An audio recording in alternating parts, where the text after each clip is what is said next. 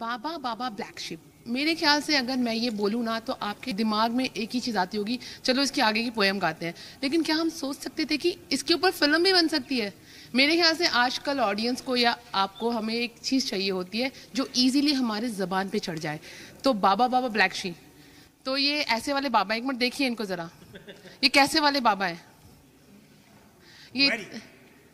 अरे ready steady मतलब Laden का भूत नहीं उतरा अभी, पहली बात तो ये।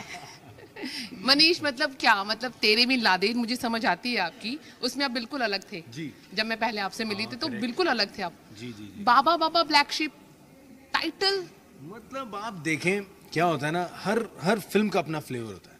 ये फिल्म ऐसी है आई थिंक जिसका टाइटल बहुत कैची हो रहा है, लोग एकदम से सुनते कहते हैं अरे हाँ यार, मतलब टाइटल सोचना नहीं पड़ रहा, ऑब्वियसली सबको याद है। सो आई थिंक वो बड़ी अमेजिंग बात है। एंड स्टोरी तो कमाल की है।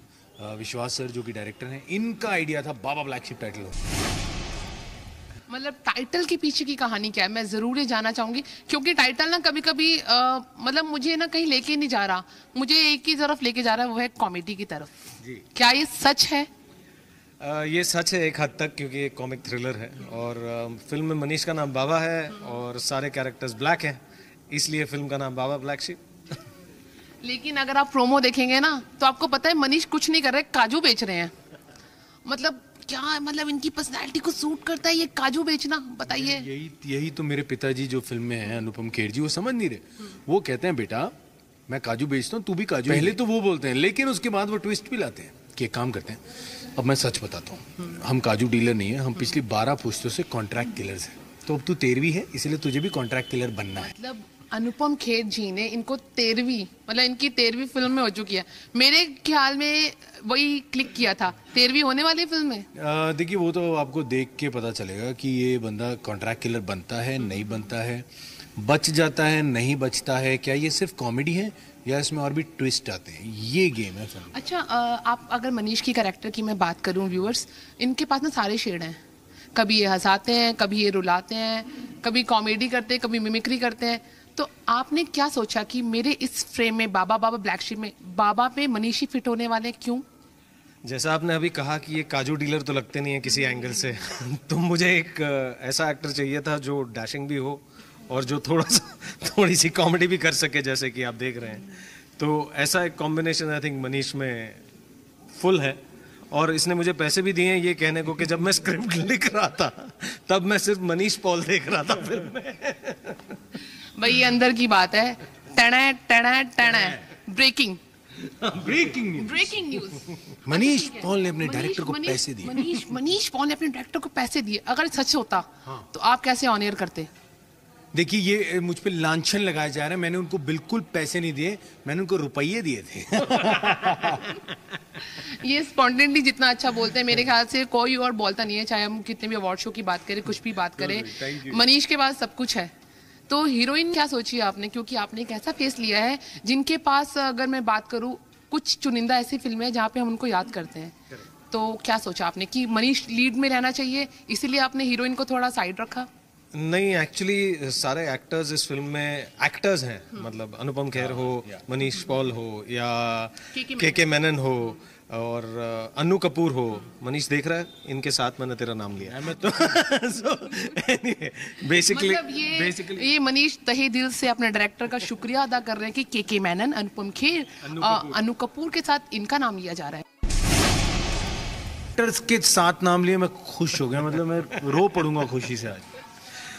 एक्चुअली सारे अच्छे एक्टर्स हैं फिल्म में, तो मुझे एक हीरोइन भी वैसी ही चाहिए थी जो एक्टिंग कर सके। मतलब अगर वो एक्टिंग नहीं कर पाती तो शायद वो बहुत ही ज़्यादा स्टैंड आउट होती इस फिल्म में, क्योंकि एक्टरों के साथ एक फ्रेम शेयर करना इज़ क्वाइट डिफिकल्ट।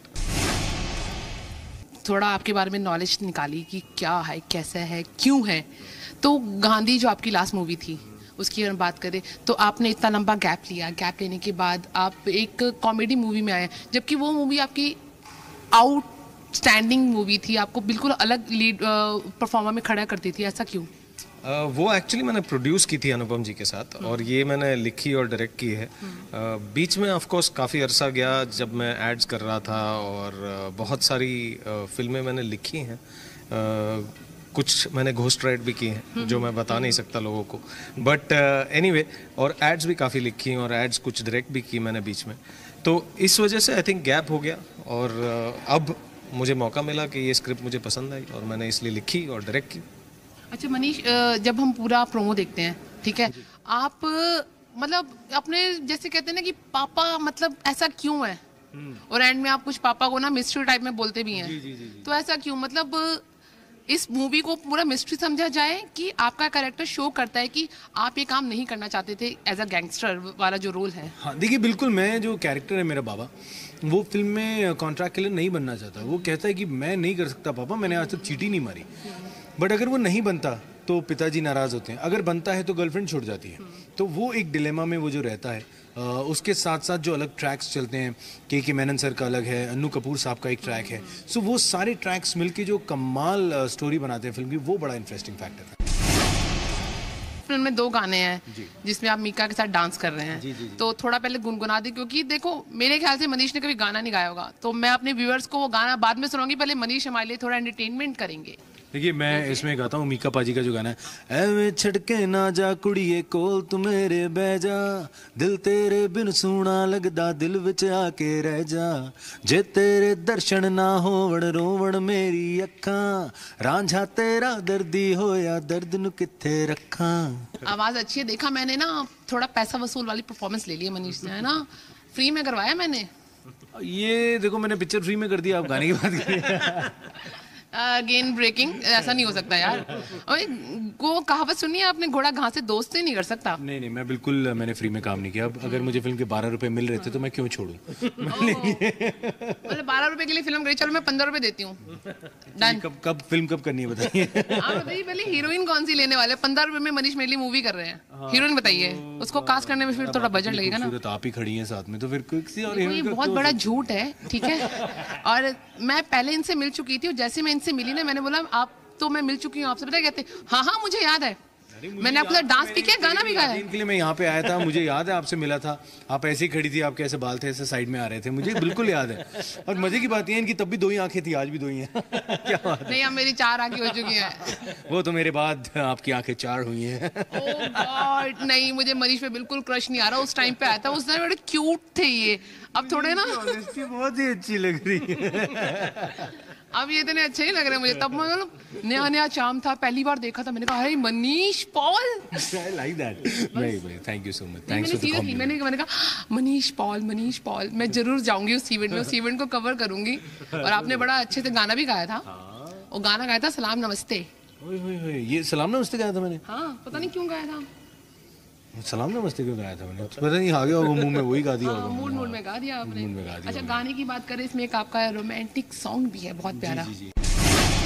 मनीष अगर रोमांस की तरफ जाता है तो दिमाग में क्या आता है पहले, मुझे तो ये बताइए, क्योंकि आप ना हमेशा अलग ही करते हैं कुछ जी। लेकिन अगर मैं देखूं कि वो शाहरुख खान की तरह यूं गाने गा रहे हैं या प्यार से हीरोइन को पकड़ रहे हैं, तो आपको नहीं लगता कि ऑडियंस को लगता है यार क्यों कर रहा है मनीष ऐसे, उस पर सूट नहीं करता या करता है? नहीं, एक्चुअली पता है, मुझे भी लगा था ऐसा, लेकिन जब मैंने अपना गाना रिलीज किया हरजाई, जिसको ऑलरेडी 9 मिलियन व्यूज मिल गए, और उसके अंदर जितने लोगों ने देखा, उसमें मेरा बहुत रोमांस है गाने में, यूलिया के साथ गाना है, वहाँ एक्चुअली मुझे लगा कि नहीं, लोगों को ऐसा नहीं लगता कि मैं रोमांस नहीं कर सकता हूँ। इन्होंने लगा कि हाँ यार, बड़ा इनफैक्ट फीडबैक आया यार, ये वाले गाने किया अगर इस तरह की एक्टिंग कर, मज़ा आएगा।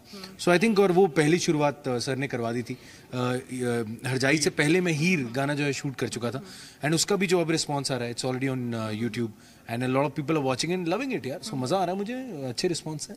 अच्छा, जब हीरोइन के साथ रोमांस करते हैं ना पर्दे पे, वो मैं ब्रेक के बाद पूछूंगी आपसे, तो मतलब कैसा लगता है मनीष को? क्योंकि मनीष कॉमेडी में सबकी टांग खींचता है, लेकिन रोमांस में क्या हीरोइन ने इनसे कुछ बोला? ब्रेक के बाद जरूर जानेंगे। वेलकम बैक, और मेरे साथ है मनीष पॉल, और ऐसे डायरेक्टर जिन्होंने बाबा बाबा ब्लैक शिप करके इस गोरे बाबा को काला कर दिया। क्यों भाई? पहले तो ये बात तो बाद में बात होगी, लेकिन ब्रेक से आने से पहले मैंने आपको पूछा था कि रोमांस करता हुआ मनीष पर्दे पे कैसा लगता है, हीरोइन के साथ प्यार मोहब्बत? मैं तो कहूँ बड़ा माइंड ब्लोइंग लगता है मनीष रोमांस करता हुआ। ये मेरा कहना नहीं है, ये उन लोगों का कहना है जिन्होंने देखा, मेरे दोस्तों ने।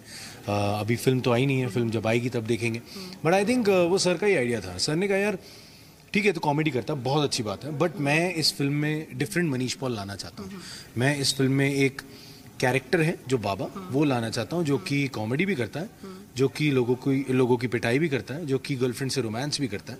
सो आई थिंक वो क्रेडिट मैं अपने डायरेक्टर को देता हूँ। सो सर ने कहा कि भाई मनीष, अब रोमांटिक गाना तो बिल्कुल कॉमेडी नहीं होगी। मैंने डन। सो जैसे जैसे मुझे गाइड करते गए मैंने किया। विष्णु देवा सर ने कोरियोग्राफी की है, एंड आई थिंक बहुत बहुत बढ़िया गाना निकल के आया। डायरेक्टर की तारीफ इसलिए नहीं कर रहे क्योंकि नेक्स्ट फिल्म उनके साथ करना चाहते हैं, मे बी हो सकता है कि वो डायरेक्टर वाकई इस तारीफ के काबिल है। तो आप मुझे % तारीफ के काबिल है, ट्रस्ट मी। इनकी पहली फिल्म है, बट मुझे सबसे मज़ा जो आया, इनफैक्ट हम सब एक्टर्स को जो मज़ा आया, सर की स्क्रिप्ट लॉक थी कि ऐसे ही बनेगी, ये सीन्स हैं, ये कैरेक्टर्स हैं, so everything was very clear. तो आई थिंक सेट पे जाके ये नहीं था कि सर बैठे हैं कि यार क्या करना है मुझे, या शॉट कहाँ लगाऊं, नहीं, everything was planned and we had a great time shooting. मेरे ख्याल से अगर मैं बात करूं, ऑन स्क्रीन के मैनन बहुत बड़ा नाम है, अनुपम खेर बहुत बड़ा नाम है, अनु कपूर बहुत बड़ा नाम है। अगर इन 3 दिग्गज के साथ कोई डायरेक्टर अपनी केमिस्ट्री फिट कर लेता है तो अपने आप में काबिल तारीफ होती है। मेरे ख्याल से तो सही बोल रही हूँ मैं? सही, बिल्कुल सही कह रहे हैं आपने जो ये 3 कैरेक्टर अलग अलग रखे और फिर मनीष को उनमें फिट कर दिया। तो डायरेक्शन जब हो रही थी और जब शूटिंग चल रही थी, कुछ ऐसा इंसिडेंट है जो आप हमारे साथ शेयर करना चाहें, जो आपको लगा कि अरे यार मैंने तो ये करना था, चल छोड़, इसने अच्छी एक्टिंग की तो यही ले लेता हूँ मैं? नहीं, आई थिंक इनफैक्ट उल्टा होता था मेरे साथ, क्योंकि इन एक्टरों के साथ मुझे ऐसा लगता था कि कौन सा टेक रखूं, क्योंकि सारे टेक इतने अच्छे होते थे इनके कि मुझे ऐसा लगता था कि यार ये भी अच्छा है, ये भी अच्छा है, ये रख लूं या ये वाला रख लूं।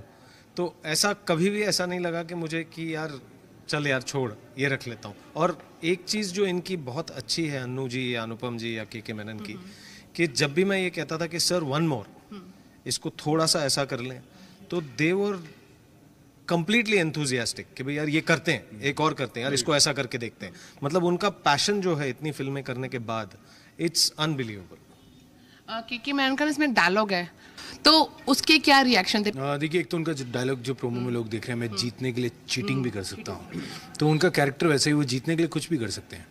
बाकी एक जगह है जहाँ पे हमारा एक बहुत अच्छा सीन था, जहाँ पे वो मुझे चार्ली समझते हैं, जो कि एक जो अनुपम सर है उनका एक डुअल कैरेक्टर है, तो वो कभी चारूदत्त बनते हैं, कभी चार्ली बनते हैं। तो के मैनन को लगता है मैं चार्ली हूँ, तो मुझे आके सीधा बोलते हैं चार्ली, तो मैं सर उनको बताऊँ मैं चार्ली नहीं हूँ। तो वो हमारा जो एक एक्सचेंज ऑफ डायलॉग्स है, बहुत अमेजिंग सीन है, बड़ा मज़ा आया था उसमें। And I think it's a blessing to be working with such a wonderful cast.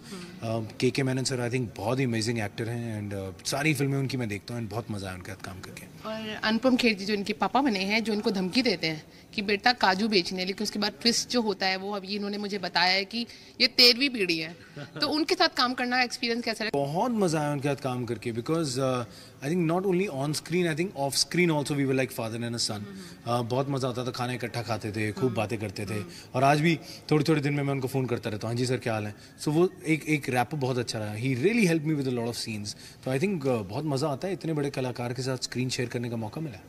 हाँ, ये झूठ तो बोलेंगे नहीं, और मेरे ख्याल से इनको बोलना बड़ा अच्छा आता है। तो जो ये गाना था, अगर मैं डायलॉग के बाद अब गाने पे आती हूँ, गल्ला गोरिया ते विच टोए, तो आजकल के ट्रेंड चल पड़ा है कि पुराने गानों को ही हिट कर ले, क्योंकि मेरे ख्याल से जो 90s और 2000 वाली जो जनरेशन है, इनको तो वो गाना कम ही पता होगा। तो उनको आप कैच करते हैं, उनको माइंड में रख के गाना बनाते हैं, कि आप ये सोचते हैं कि पुराना गाना है तो ज़्यादा हिट होगा? आई थिंक जैसे टाइटल है फिल्म का बाबा ब्लैक शीप, अगर आप देखें तो वो इंटरनेट पे 2nd most search nursery rhyme, तो उसकी एक रिकॉल वैल्यू बहुत जल्दी आती है। सिमिलरली जब गाना आप पुराना लेते हो तो उसकी एक रिकॉल वैल्यू ऑलरेडी है, you know, it's very familiar, आप सुन चुके हो जब आप बड़े होते हो, तो वो गाना कहीं ना कहीं रेडियो पे, टीवी पे कहीं ना कहीं आपने सुना होता है। तो जब वो गाना आप लेते हैं और रीमिक्स करते हैं तो उसकी रिकॉल वैल्यू बहुत जल्दी आती है, इसलिए I think remixes are really working. Remix ज़्यादा वर्क करते हैं। अच्छा मनीष, उसमें डांस भी किया, मैं आपको डांस दिखाती हूँ पहले, उसके बाद में बताऊंगी। मनीष वो स्टेप करके दिखाएंगे मुझे, वो कि बहुत फेमस स्टेप है। अब मनीष आप रेडी हो स्टेप करने के लिए? वो अपने गुरु को याद करते हुए ये स्टेप करना चाहूँगा। हाँ, चलिए हम गा देते हैं। गाइए गाइए।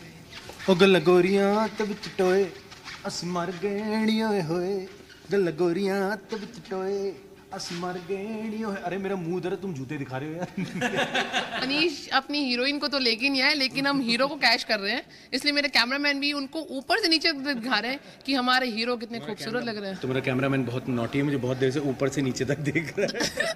तो ये अच्छी बात है ना, मतलब आपके जूते भी अच्छे हैं और आपका स्टाइल भी है। और मनीष शादी हो चुकी है ना, उसके बाद भी इतने फिट है, कहीं मंत्रा बता दो आखिरी में चलते चलते। मैं तो सिंपल कहूंगा शादी कर लो, फिट हो जाओगे। बीवी टाइट रखेगी, एकदम सीधा रखेगी आपको। नहीं यार, आई थिंक शादी का फिटनेस से कोई लेना देना नहीं है। आई थिंक ये आपकी पर्सनल चॉइस है। मेरे को और मेरी वाइफ, हम दोनों को फिटनेस का बहुत शौक है। हमें लगता है फिट रहना चाहिए, अच्छा खाओ, वर्कआउट करो, और बिल्कुल इसलिए मैं ट्राई करता हूँ जितना फिट रह पाऊँ। और आपकी जो खूबसूरत बीवी है, उन्होंने आपको तो मेरे ख्याल से थोड़ा सा फिट नहीं रखा है। नहीं रखा है। एक्चुअली उनकी गलती नहीं है, वो पूरी कोशिश करती है मुझे फिट रखने की।